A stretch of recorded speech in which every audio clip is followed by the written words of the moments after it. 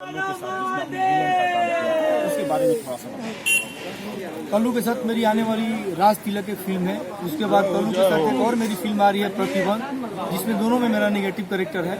और अच्छा फिल्म बहुत अच्छी बनी है और दर्शकों को पसंद आएगी।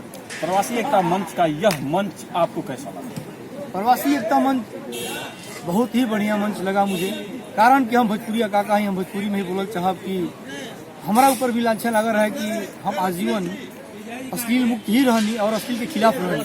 कुछ लोग आरोप लगावल कि भोजपुरिया काका गंदा गायकों के सपोर्ट करत रहे, मंच पर जात रहे।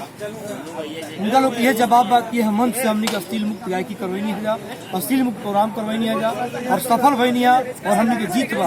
ओकरा खातिर धन्यवाद दिल चाहम प्रवासी एकता मंच के सत्येंद्र सिंह भैया के, जो कि इतना बड़ा जन सैलाब और इतना अच्छा व्यवस्था दिले हैं ताकि हर कलाकार हर हर महादेव करके अच्छा से गीत गा के अपना अपना घरे चले। पूर्वांचल के श्रोता और दर्शक जो यहाँ पर उपस्थित थे, उनका फीडबैक, उनका रेस्पॉन्स आपको कैसा लगा? बहुत अच्छा, जितना कहल जाइए उतना कम पड़ी। यहाँ के दर्शक, यहाँ के श्रोता, यहाँ के कमेटी, सब लोग के सपोर्ट बहुत अच्छा मिला और बहुत बढ़िया लगा सब लोग। हर महादेव जय। बहुत बहुत धन्यवाद सर। ये हमारे